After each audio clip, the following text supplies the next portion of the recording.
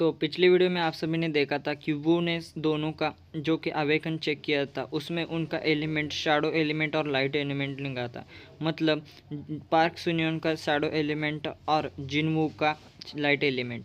इसके आगे अब हमारा 16th एपिसोड दिखाया जाता है, जिसमें दूसरे दिन ही वू और सुनियन वू से कुछ कहने आई है। वो कहती है मुझे आपसे कुछ कहना है। उस पर वो कहता है हाँ कहो। वो से पूछती है क्या मैं अपना ग्रैंडफादर का मैजिक यूज़ नहीं कर सकती। उस पर वो कहता है हाँ सही कहा, उनका लाइट मैजिक है इसलिए तुम उसे यूज़ नहीं कर सकती। इसके आगे वो कहती है कि मैंने इस पर कुछ सोचा है, और वो को बताती है कि मैं इस मैजिक को अपने जो कि यूनिक मैजिक और मेरे ग्रैंडफादर का मैजिक है, ये मैं जिन्वू को सिखाना चाहती हूँ क्योंकि वो लाइट मैजिक यूज़र है और मैं उसे सभी यूनिक मैजिक सिखाऊंगी। उस पर वो कहता है क्या तुम उसे सिखाने वाली हो। हाँ, मैं उसे अपना स्टूडेंट बनाऊंगी और मैं उसे टीचर बन के सब सिखाऊंगी क्योंकि मैं नहीं चाहती कि मेरे ग्रैंडफादर का मैजिक कहीं पर डिसअपीयर हो जाओ।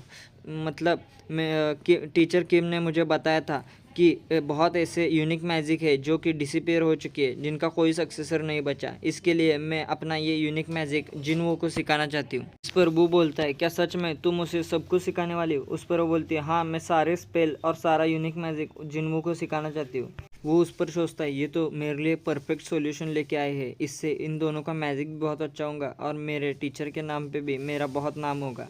इस पर वो सुनियोंग से बोलता है क्या तुम श्योर हो, क्योंकि तुम जिन्वू को ज़्यादा देर से नहीं जानती। उस पर वो बोलती है हाँ जानती तो नहीं, लेकिन मैं उसे बहुत अच्छे से पहचानती हूँ, मैं उसे सिखा सकती हूँ। वो अपने मन में सोचता है कि इसके बिहेवियर में कितना चेंज आ गया है, वो कितनी खुश दिख रही है कि अपना मैजिक किसी को सिखा सकती है, और ये उसकी ग्रोथ है या फिर मेरा टैलेंट ही है हिडन, जो कि मैं सबको काउंसिल करता रहता हूँ। उसके बाद वो किम को लेकर जिन्वू के पास जाता है, उसे सब ये बताता है, लेकिन जिन्वू इस पर तैयार नहीं होता। वो बोलता है नहीं, मैं ये इस पर तैयार नहीं हो सकता। उस पर किम कहती है क्या तुम इसे ठुकरा रहे हो, ये कितनी अच्छी अपॉर्चुनिटी है। उस पर जिन्वू कहता है हाँ ये अच्छी है, लेकिन मेरे भी कुछ कारण है, मैं उसका ऐसे ही अपना टीचर नहीं मान सकता और वो मेरे टीचर होगी, इससे मुझे कुछ प्रॉब्लम, मतलब वो लड़की है इसके लिए मुझे कोई प्रॉब्लम नहीं है, लेकिन वो मेरी टीचर बनेगी ये थोड़ा वियर्ड लग रहा है, ये बहुत ज़्यादा हो जाएगा। वो इस पर उसे कहता है कि तुम एक आर्क मैज भी इससे बन सकते हो, तुमने अगर ग्रैंडपा का यूनिक मैजिक सीख लिया तो तुम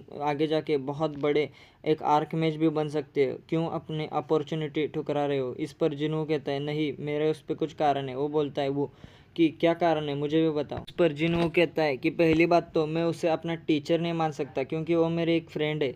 उस पर जिन्हों कहता है क्या इतना ही कारण है, नहीं आगे सुनो। आगे बताता है कि वो यूनिक मैजिक बहुत ताकतवर है और बहुत अच्छा भी है, इसके लिए मैं वर्दी नहीं हूँ क्योंकि बाकी लोग अपने छोटे से बच्चे होते हुए भी कभी कभी अवेकन हो जाते हैं, लेकिन मैं बहुत स्लो अवेकन हुआ हूँ और मेरा टैलेंट भी ज़्यादा नहीं है, इसलिए उसने मुझे सिखाना शुरू किया तो मेरी जिम्मेदारी बहुत बढ़ जाएगी और मैं इतने में ही खुश हूँ कि मैं एक सादा मेज बन के रह जाऊँ।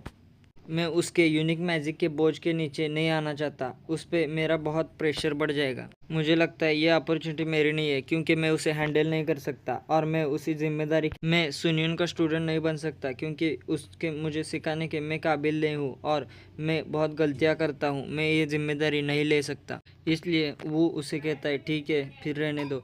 इसीलिए जिन्वू वहाँ से चला जाता है। उसके बाद वो चला जाता है तब किम उसे बोलती है क्या तुम इसे इतने जाने दोगे, इस यूनिक मैजिक की वैल्यू तुम्हें बताई है, ये इसे सीखना चाहिए। उस पर वो बोलता है क्या तुम्हें पता है ये टैलेंटेड है या नहीं। उस पर वो कहती है नहीं मुझे नहीं पता। उस पर वो कहता है ये टैलेंट मेज कैसे होते। वो किम कहती है मैं बता नहीं सकती क्योंकि तुम एक मेज नहीं हो। तो आसान शब्दों में कहूँ तो मेज के ऊपर बहुत जिम्मेदारी होती है, उसका यूनिक मैजिक हो या सादा मैजिक हो, लेकिन उसे बेसिक मैजिक भी अभी जिन्वू को नहीं आता, इसके लिए वो यूनिक मैजिक सीखने के लिए बहुत छोटा है, ऐसा भी कह सकते हो, और उस पर यह बहुत बड़ी जिम्मेदारी आ जाएगी, इसीलिए वो नहीं कह रहा है, मुझे तो ऐसा लगता है। इसलिए ये लक पर भी डिपेंड करता है कि जिन्वू का मैजिक कैसा होगा।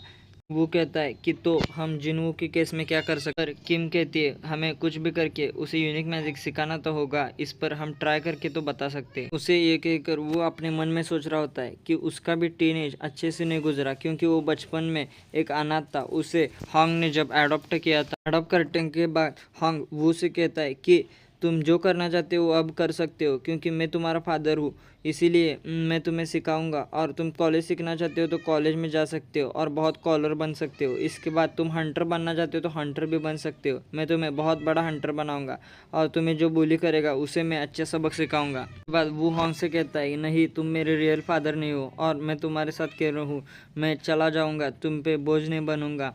और मेरी बात सुनो, मैं तुम्हारा कोई बेटा वेटा नहीं हूँ, इसीलिए मेरे पास ज़्यादा पास में आ। उस पर हॉन्ग कहता है क्या तुम मुझे मारना चाहते हो, तुम मुझे बुरा कहना चाहते हो तो कह सकते हो, मैं समझ सकता हूँ। हॉन्ग उसे समझाने की बहुत कोशिश करता है, वो इस पर नहीं मानता। इसके लिए वो उसे समझाता ही कि मैंने तुम्हें गोद लिया क्योंकि तुम मेरे जैसे बिल्कुल हो। मैंने तुम्हारे बारे में जो सुना है कि तुम एक छोटे से गांव के भाग के आए थे, वैसे ही मैं भी एक छोटे से गांव से वहां से भाग के आया था और यहाँ आकर मैंने बहुत बुरे काम किए और फिर बाद में मैं एक हंटर बना।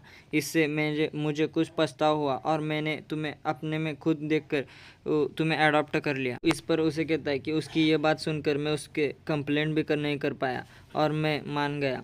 उसके बाद हमें प्रेजेंट का सीन दिखाया जाता है जहाँ पर वो स्कूल से बाहर आकर सुनियन से मिलता है और वो सुनियन को बताता है कि सुनियन ने तुम्हें टीचर मानने से और तुमसे ये मैजिक सीखने से इनकार कर दिया। इस पर वो कहते पर क्यों, क्या ऐसे क्यों होगा? वो बताता है कि जिन्हों ने कहा है कि वो तुम्हारा मैजिक सीखने के काबिल नहीं है और ये वो तुमसे नहीं सीख सकता और वो तुम्हें अपना फ्रेंड मानता है, इसके लिए तुम उसकी टीचर नहीं बन सकती, उसने ऐसे कहा है। वो उसे ये भी बताता है मैंने इस पर रास्ता ढूंढ लिया है और वो अपनी एक स्माइल देते हुए बोलता है कि जिन्वू मेरा स्टूडेंट है और तुम भी मेरी स्टूडेंट है। अब जबकि तुम मेरी स्टूडेंट हो तो जाओ, मेरी ये ऑर्डर है कि मेरा टास्क ये है कि जाओ जिन्वू को अपना स्टूडेंट बनाओ। ये सुनकर सुनियन का बिहेवियर फिर से चेंज हो जाता है। वो अपने नोटबुक का एक पेज फाड़ती है, उसे रोल करते हुए अपने मुंह में डालती है और कहती है ठीक है मैं तैयार हूँ। और वो भी एक अपनी स्माइल देती है। उस पर वो उसे देख के कहता है मैं अभी तक मेज को समझ भी नहीं पाया। पर